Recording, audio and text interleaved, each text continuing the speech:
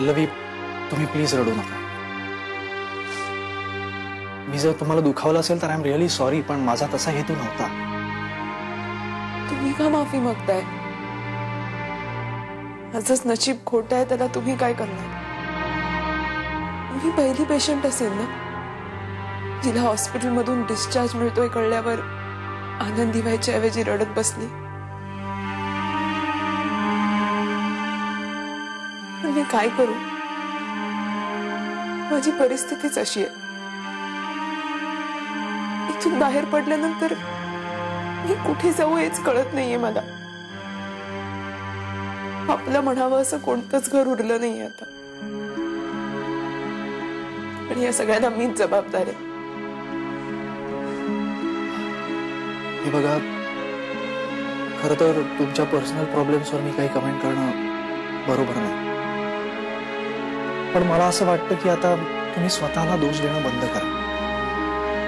जे काही घडलं ते नशिबाचा केवळ एक भाग होता असं समजून आता नव्या आयुष्याची सुरुवात करायला पाहिजे तुम्हाला. एक विचारू, काल तुम्ही त्या तुटणाऱ्या ताऱ्याकडे बघून काय मागितलं?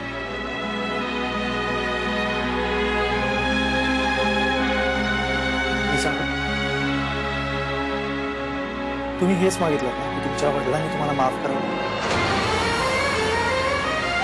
तुमचा परत स्वीकार करून तुम्हाला घरी घेऊन जा? मला खात्री की तुमची इच्छा पूर्ण होईल. तुम्हाला कसं कळलं मी काय मागितलं ते?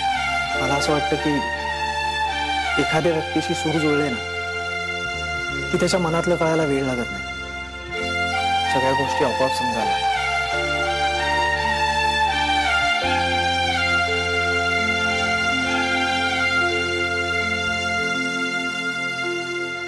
लता काकू, अभिजित दादांना ते सूप देऊन येता.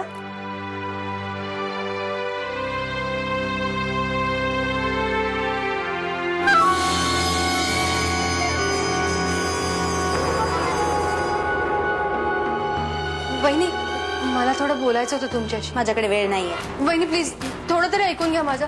मला इंटरेस्ट नाहीये, सांगितलं ना तुला. वहिनी, माझ्या बाजूने तर एकदा ऐकून घ्या. मी खरंच मुद्दाम नाही केलं. काय फरक पडणार आहे त्याच्याने? तुला जे करायचं होतं तू केलंस ना.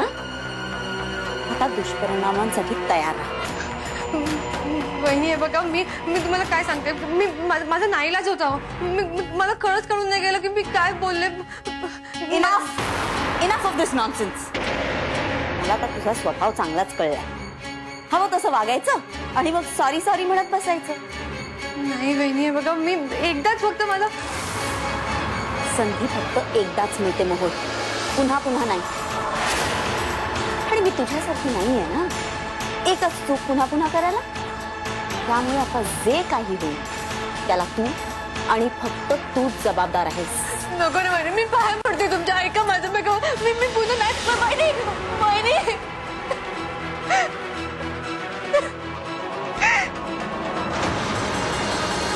हॅलो आशुतोष, सरोज मावशी बोलते बाळा.